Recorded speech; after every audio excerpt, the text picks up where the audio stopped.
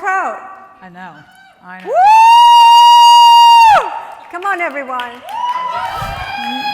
Great. My name is Nilsa Cruz. I am a practice administrator at a solo rheumatology practice in Milwaukee, Wisconsin. Good afternoon. My name is Julie Bach. I'm a practice manager at a solo rheumatology office in St. Louis, Missouri. And today our talk is going to be social media is the new Prior authorization. Boom. What we're hoping to do today is to give you all our experience, strength, and hope of how we get our patients care and have you take that experience, strength, and hope, make it your own, and get on a pathway to care for your own patients. Guys, remember one thing, and we've been doing this for quite some time, right, Julie? What used to work 10 years ago is not working anymore. We all have to be able to step out of our comfort zone in order to get our patients the care they need. So let's talk about insurance denials. Insurance denials are common. And they're also rarely fought. So when it comes to insurance denials, let's talk about the 3 C's: common, costly, and compelling. So common, let's just dive into that one really quickly. We're all patients, we all have that in common. We've all experienced insurance delays and denials, so it's not like this is a once in a lifetime thing. This happens every single year to patients at least once a year. High users of insurance, a rheumatology patient, a chronic patient, an oncology patient, they're experiencing more like 3 to 5 insurance delays and denials per year. So it's really quite a crisis. So we are looking at approximately 850 million denied claims annually. Like, let that number sink in. 850 million denied claims in the United States of America in 1 year. Do you know how many lives that is negatively impacting? And these patients, they really should have the job of just healing and getting well. But no, they have to buckle up and get a patient advocate and fight the very people that are supposed to be giving them care. So that 850 million denied claims is huge. How huge it is turning into a 262 billion with a B of denied care for patients in the United States of America. So on the costly piece, you know, an individual patient, overall, the number is about $6,000 of patient suffering, of patient denied care, if you count all of the denials. But you have some high users that maybe have a $100,000 infusion, and you have some people that are just trying to get a $2,000 MRI. But overall, the net number is $6,000 per patient per year in denied claims. And that's where she's getting her number of 262 B with a billion in, shall we say, denied care or savings for insurance companies. That is correct. And if you're looking at a compelling story, let's think about this for a moment. Over 50% of the appeals that we all do are really approved, right? Over 50%. The problem is that they may take weeks, and as you all know, and for sure, you and I know that too, sometimes even months. And when you're putting these appeals together for your patients, not all the information that's critical necessarily go in there. And when I say critical, it's critical information that will allow legislators and senators to actually make the ultimate change, and that will be through legislation and laws. So on those compelling arguments is, I mean, we do this for a living like most of you do, okay? But there's a lot of things I was unaware of. I was just doing it one patient at a time, and some of my cases would take me 100 hours to get the right information to the right people. There's not like a guidebook on how to appeal to all of this, all of each one of the BUCAs, which each diagnosis code. I mean, there's not like a roadmap on how to do this well. However, there is one now. Next slide. And this compelling argument is that the patient appeals administrative burdens are a $10 billion administrative burden. I'm not paid for it. I don't know if you guys are paid for it. I'm not being paid for it. Anyone in here being paid for I don't know. appeals? Yeah, some No? people can get paid Show for of patient hands, appeals. 0. I'm not getting paid for it, but I'm doing it because it's the right thing to do. And if we operate in the right thing to do, then our patients get the right care. But 10 billion administrative efforts, administrative burdens that the insurance companies and the pharmacy benefit managers have no problem sucking our resources out on nonsense like this. So healthcare shouldn't be a battlefield, right, Julie? It should not be a battlefield, but it is. And I find it's gotten worse and worse every year. In the past 18 months, I've seen in my own practice about a 35% uptick in denied care and delayed and denied care. So physicians and physicians' office, and patient advocates, we answer to patients. And we all have a common goal too, as you know. Everyone here is a caregiver. And every one of us, guys, is a patient. Don't forget, insurance companies only answer to shareholders, okay? It is in their best interest to deny and delay care so that they can increase their profit stream. So what we the people do, Julie Bach, is we turn into social media. Right, so social media also levels the playing field. So public shaming works. I only do things that work, okay? And I come at things a little hot. Nilsa comes at things a little more politically correct, but both work. And I'm asking you guys to lean into social media because it's the public shaming that the insurance companies, the pharmacy benefit managers, and the self-funded employers, or the fully insured employers, they don't want. They don't want to be embarrassed on social media. But if they would have followed their normal appeals channels, we wouldn't get here. So I'm going to be a little politically correct. Okay, I'll allow it. You'll allow it? I will. Okay. Social media also exposes discrepancies, guys, in care for our patients. So while she might be super hot, and I may be a little politically correct, we all have the same goal. And the bottom line here is that where you're hot or politically correct, we all have to find our own spot, the comfort level, in order to be able to get us a little bit out of that comfort zone and then push forward for our patients. And I love how she eloquently says, Julie, we're going to expose discrepancy in care for our patients. Okay, what does that mean to me? If you do it for this one, United Healthcare, you're doing it for this one and this one and this one. So that's just a little bit different, the difference in the two of us.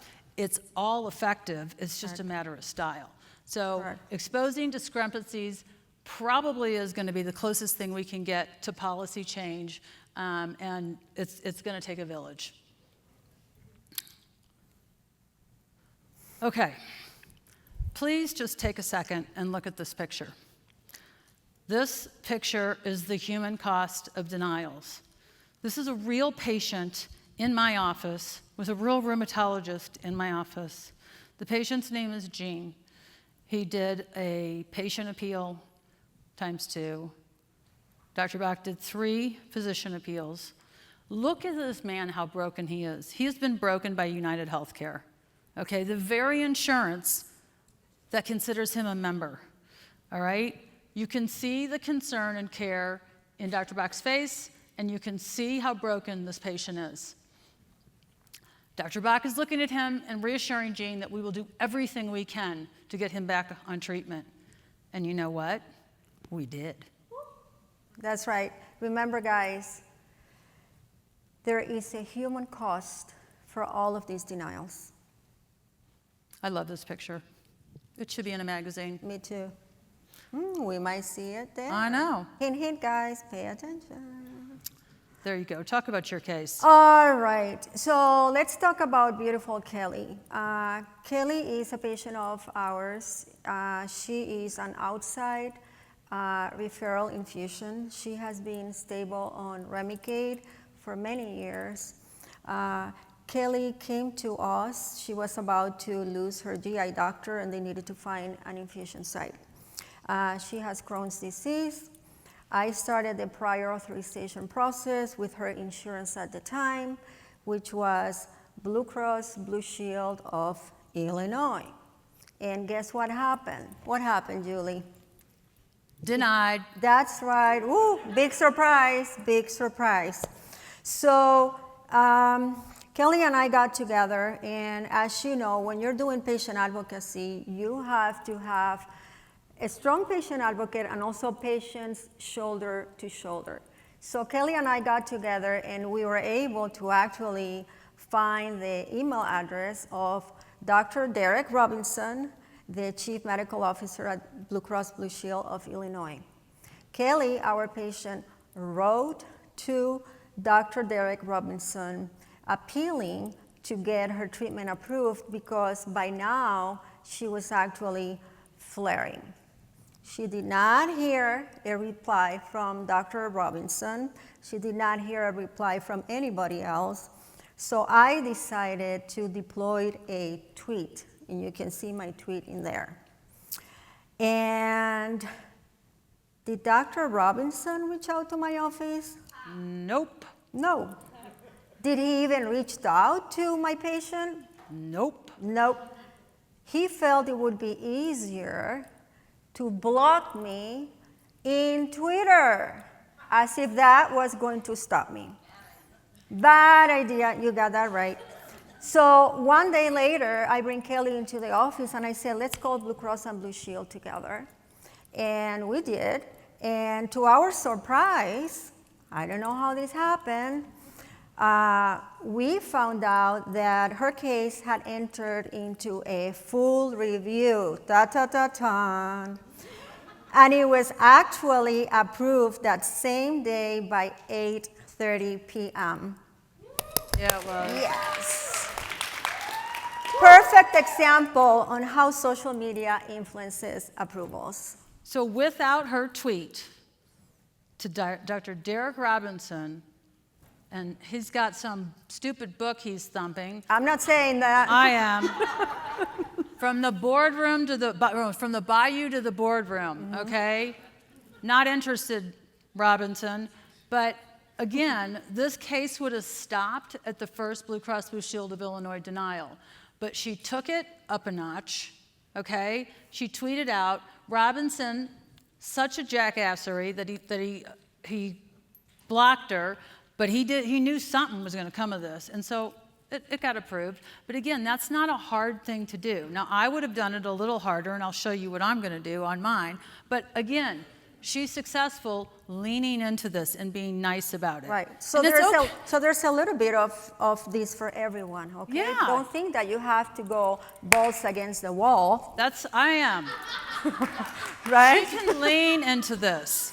Exactly. I'm the mean one. She's the nice one. It's fine. There is room for everybody to use social media and to use a patient appeal. Right. Take me to the next slide. I will. And this is the fun part, guys. So through social media, Julie and I have been able to meet awesome, absolutely awesome patient advocates nationwide. This is one of them. Beth Waldron is the poster child for non-medical switch and advocacy change. Why? Beth was able to reverse CVS's Caremark national formulary on one major drug that was affecting 150,000 patients in this country, and she did that in 6 months. Can you imagine changing a national formulary for a company like CVS Caremark? So she also became a dartboard for CVS leadership. Now, while also meeting great people, please beware, you may be picking up another badge of honor. Yeah. United Health Group, block me. Can you imagine? Can you imagine? So, Julie, why would a multi-billion-dollar company, you think, block a Puerto Rican living in Cheesesteak, Wisconsin, at a solo rheumatology office with only 5 people working in it? What do you think that would be? Well, a multi-billion-dollar international company, you have gotten underneath their skin, and they don't want to pay, and they don't care, and they find it easier to silence you. That is correct. Bye. But the no bye here. Not here. Not here. So what happened here was, that actually fueled me.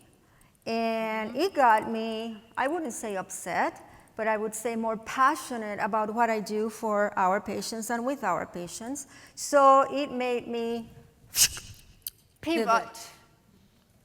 She pivots. Yep. We had to work on her saying pivot with her non-English accent. Please, don't even get there. I know, I won't. So let's count the interlopers. One of the first things I do is I scrub an insurance card, okay? This is an insurance card of one of my patients. His name is John. He's a corrections worker for the Madison County government, which is in Illinois, which is on the Missouri-Illinois border.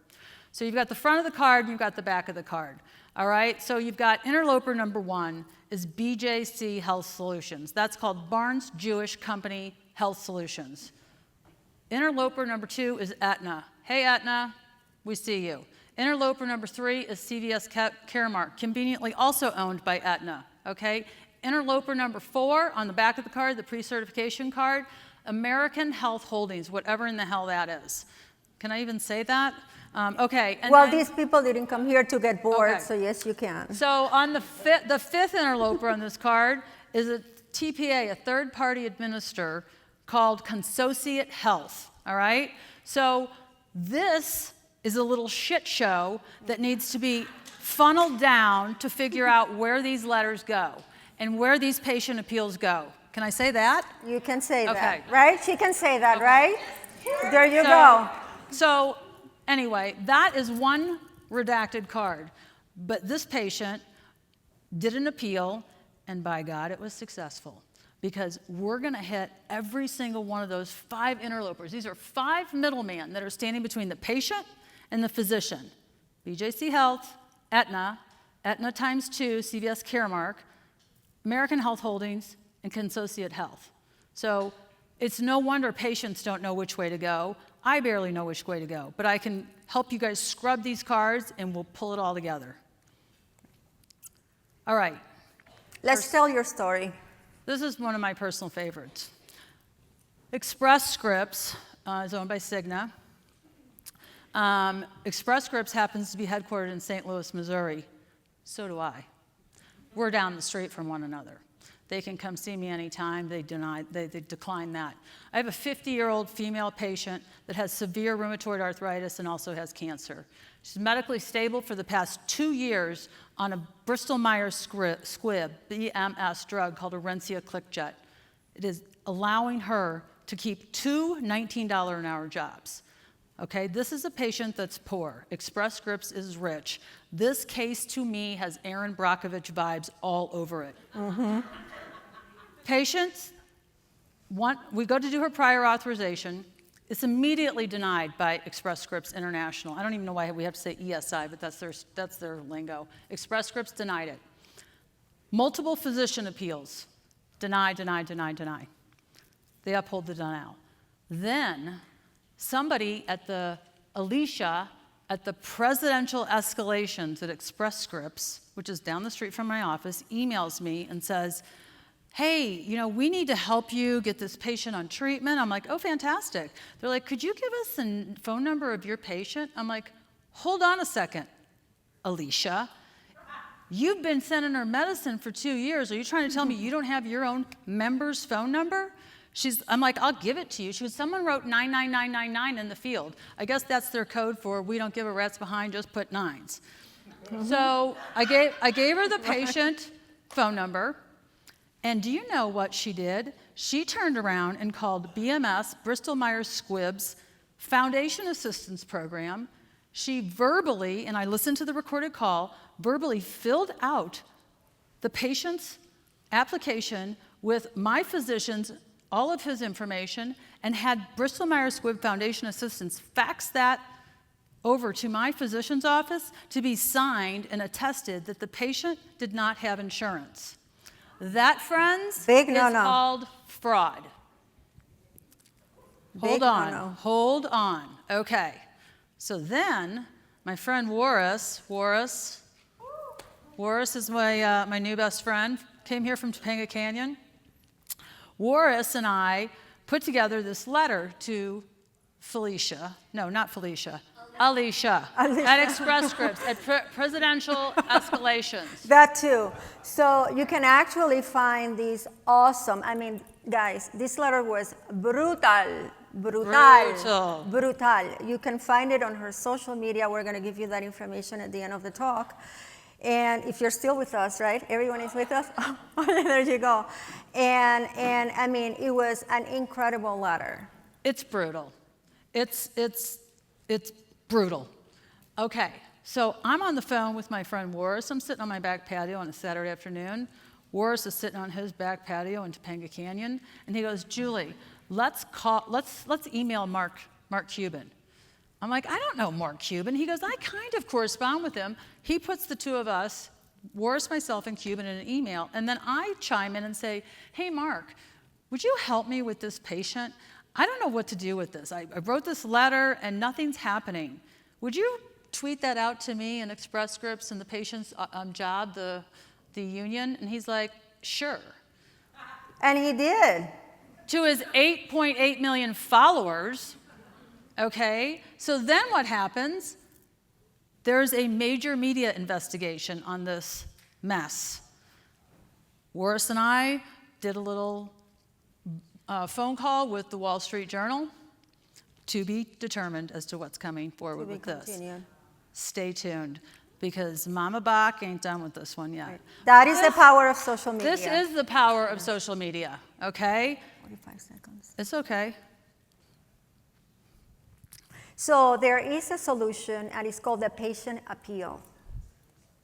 Okay, here's John again in the picture. John's my corrections officer, but the Julie Bach do-it-yourself way takes zero compensation for myself. It takes me on average 113 days to do an appeal. It takes me around 3 to 12 work days to write the appeal, and it takes me about 20 phone calls to these various interlopers. And the claimable way of doing things recovers literally about $104,000 for one patient. This patient right here, right? A patient who's paying insurance, and the insurance says we're not paying for your treatment. $104,000 in 10 days turnover, 30 minutes that it took to the patient just to create this appeal, and 0 calls to any of the interlopers. So, claimable if they're is interested. I'm sorry? Yeah, go ahead. Claimable and social media are game changers for patients and advocates, because they give you all two things.